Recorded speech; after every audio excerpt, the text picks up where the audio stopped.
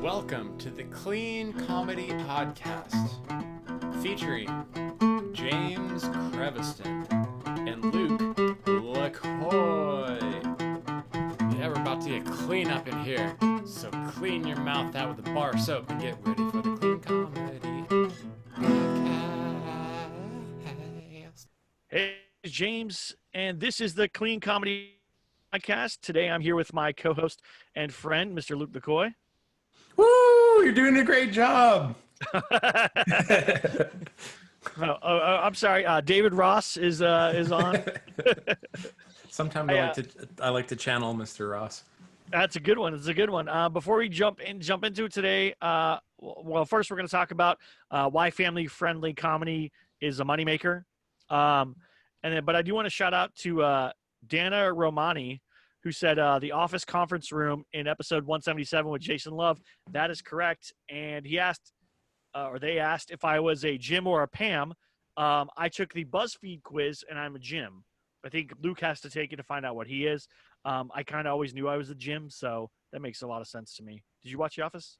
Oh, yeah. I've seen it like probably 50 times all the way through. Yeah. Good. So that's one way we're going to do. And then we're also going to, like I said, guess the background. There's episodes that have come out. There's 2 other backgrounds, I believe, that we've done. There's a couple more that are coming. Okay, so I'm going to be clear on 2 of these that have come up, including this one. I'll give you a clue. If you don't have HBO or HBO Max, you're probably not going to know what this background is. But if you have those shows on HBO, you'll be able to guess.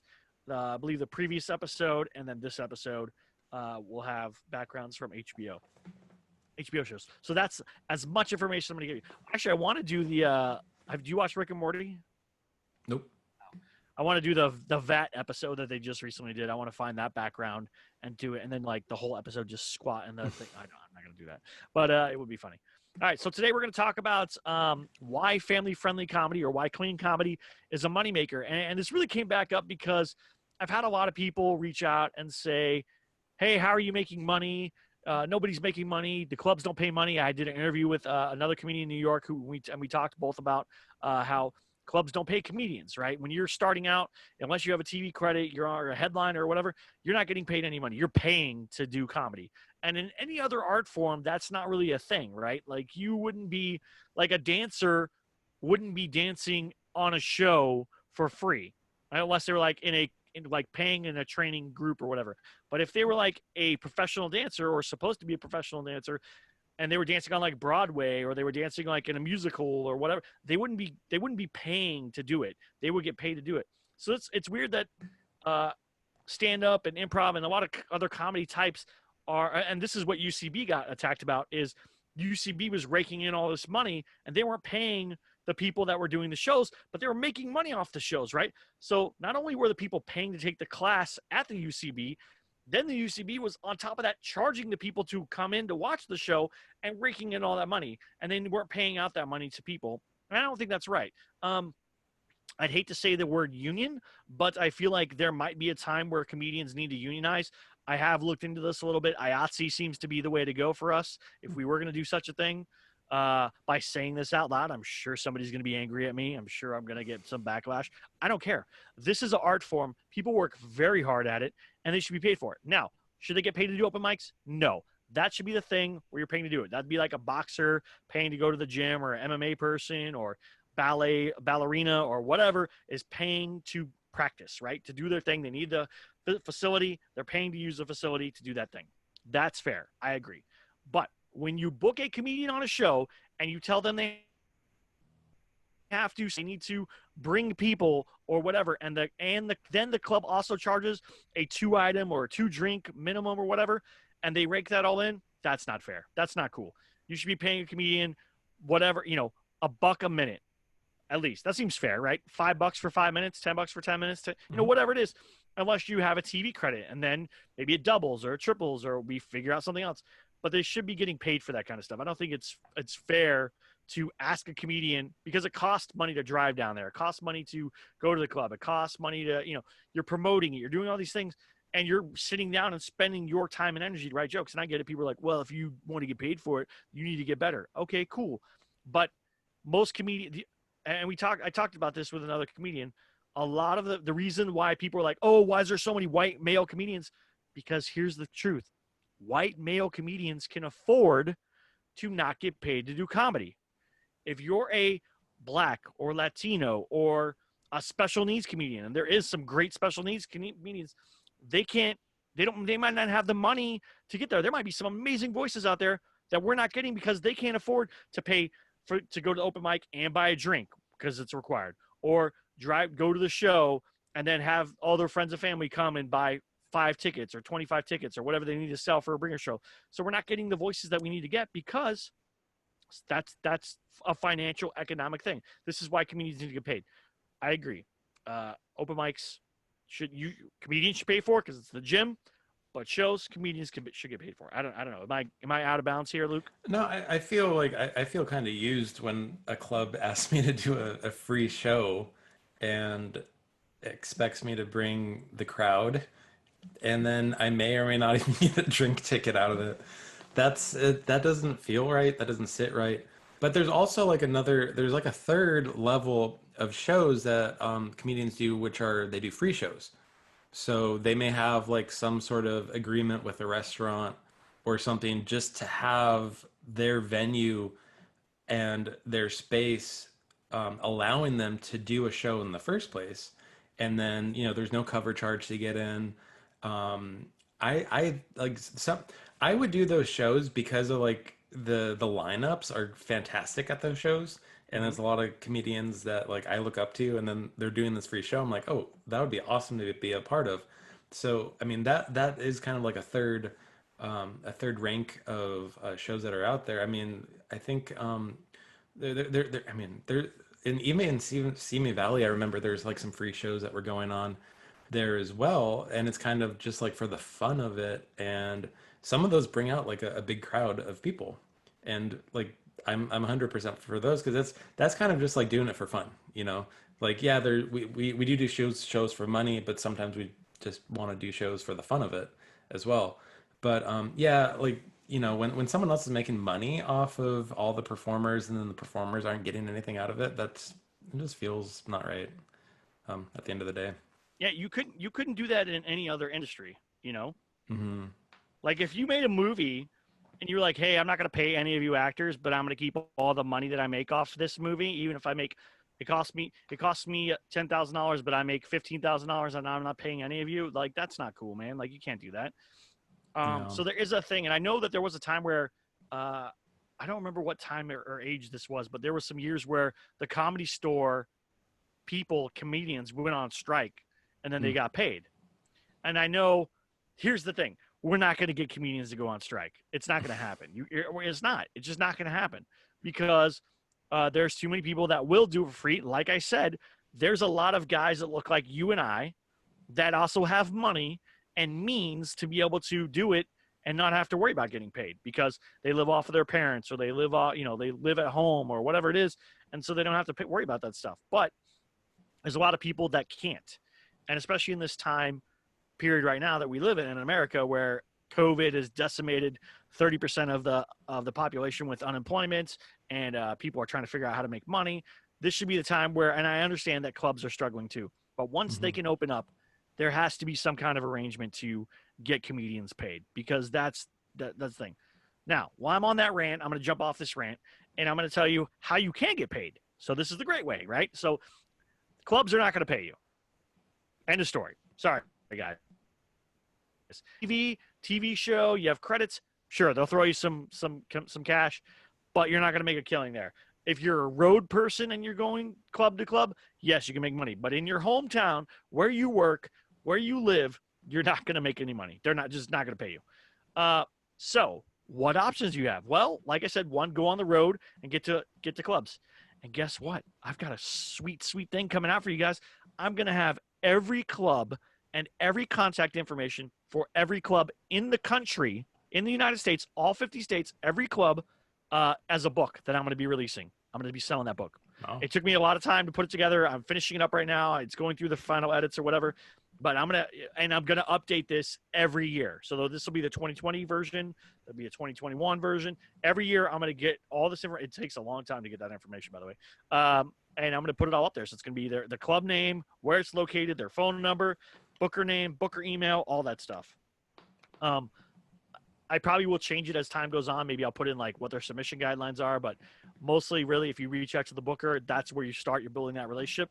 So that's one thing. So you can get booked on the road. Two is another little project that I'm working on, and I'm not going to tell you guys how it's going to go yet, but you can reach out to corporations or private industries.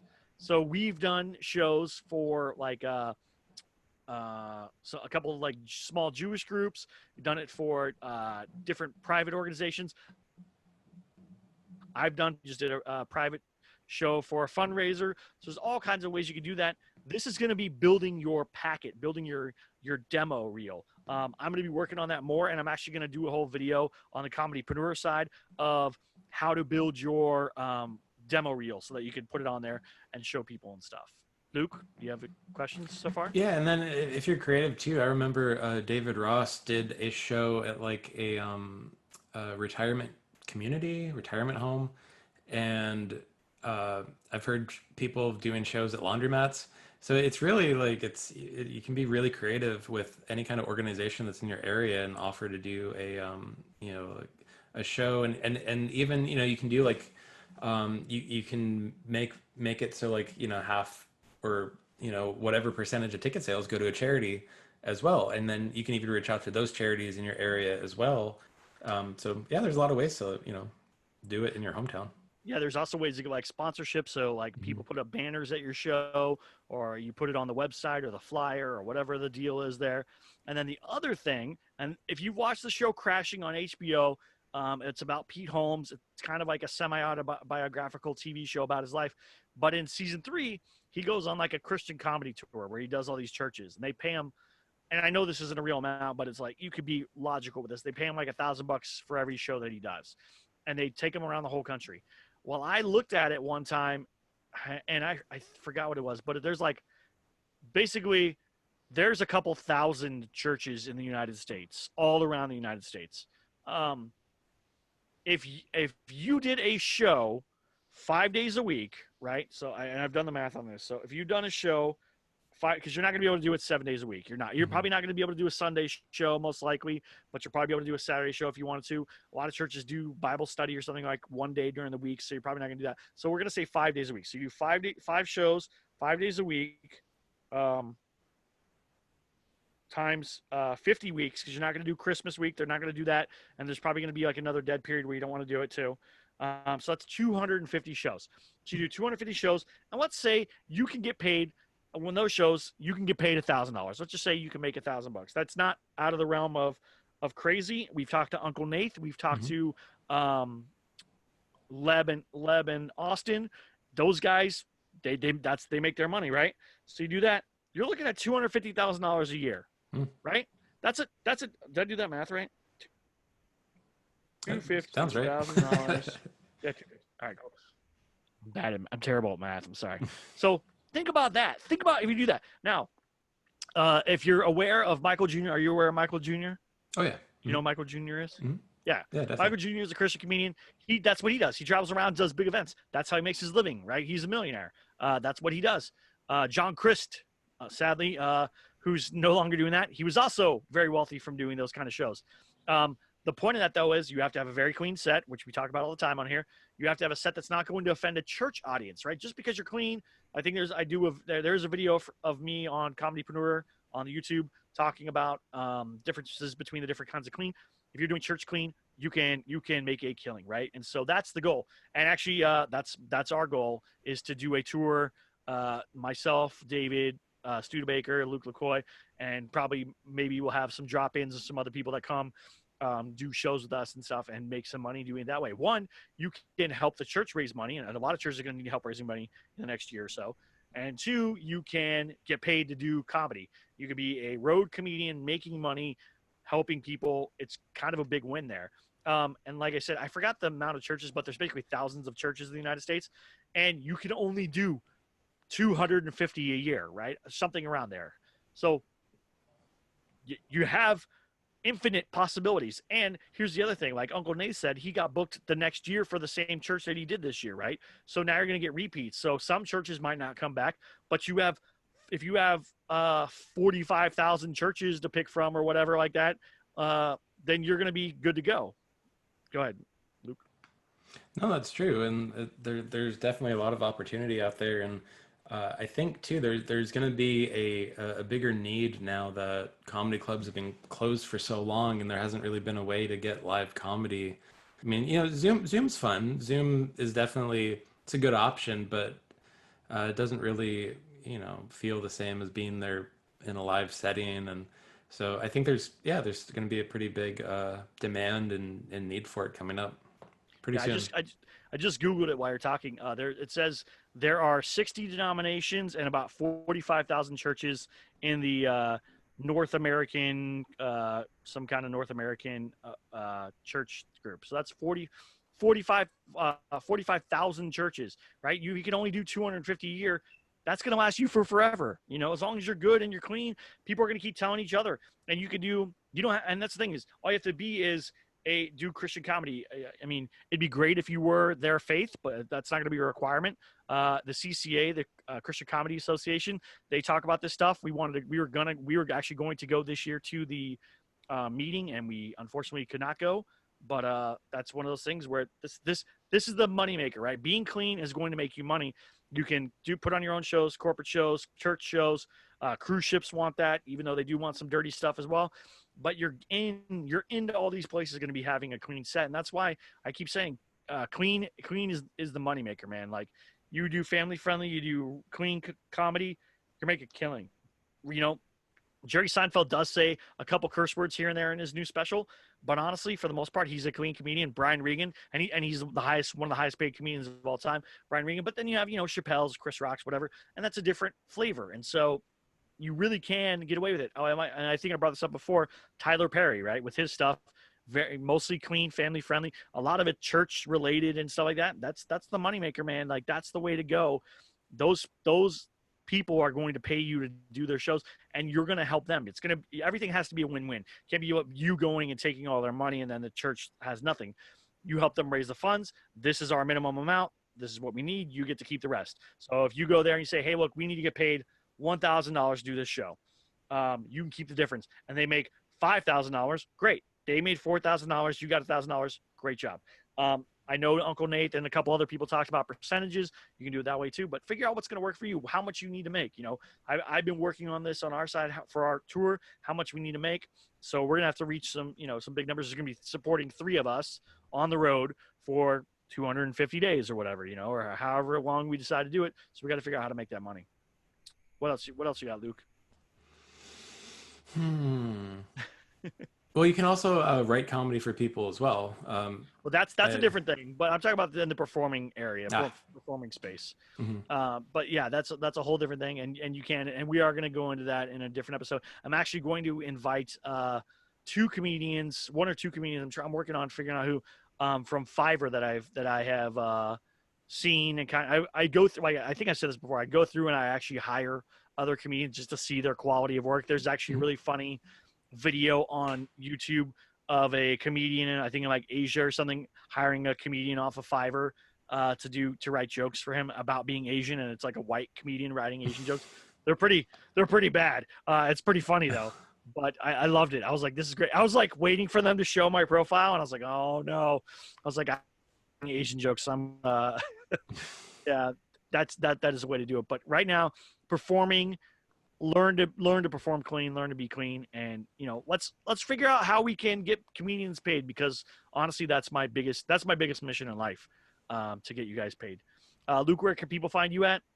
You can find me at LaCoy Comedy on the social medias and the Google. You can find me, James D. Creviston at gmail.com. There's also my website. Don't forget to look at comedypreneur.com, and don't forget to check out how to produce comedy shows for fun and profit. My ebook is on Amazon. It's $1.99, I believe. I'm trying to keep it as low as possible, so that people can have it and make money, because that's my goal. It does give me a little bit of money, but if I were to put it back at $2.99, then it would make me more money. But $1.99, I feel like that's fair for everybody. Amazon gets their money, I get my money. You guys get more than $1.99. And then also, I am going to be turning my class that I am going to be teaching to teens and kids, teaching them stand-up comedy. I'm going to be turning that into a webinar and a series as well. I don't know what I'm going to do with that, if I'm just going to release it on YouTube or if I'm going to put it on Comedypreneur as something. I haven't figured that out yet, but that stuff will be coming soon. I'm working on a lot of projects for you guys because, especially with the down economy, there are opportunities for you to make money as a comedian, and I'm going to find every possible way I can get to give you guys those opportunities. Yes, am I going to make some money in that way? I can't give it away for free because I have to work hard to make it, but I hope that you see the value in that. And let us know. Here's the other idea I have. Let us know in the comments, either here or on YouTube. Like if you're listening in your car or the podcast, let us know if you'd be open to do a Patreon, just $1 a month to help us out, pay for this gear, pay for the because it costs us hosting fees to host everything, recording and time or whatever. So if this is valuable to you, if you'd be willing to pay $1 a month, I'd appreciate it. I know Luke would appreciate it. We wouldn't be making any money, but it would be supporting some of the stuff that we're trying to do for you guys, and then maybe we can start creating some more extras for free. So we'll see how it goes. All right, thank you guys so much for listening. Have a great one, and don't forget to comment on what you see in the background. If you're listening, go watch it on YouTube and tell me the background, what show it's from, and I'll shout out your name. Thank you guys so much. Bye-bye. Bye. Yeah, we're about to get clean up in here. So clean your mouth out with a bar of soap and get ready for the clean comment.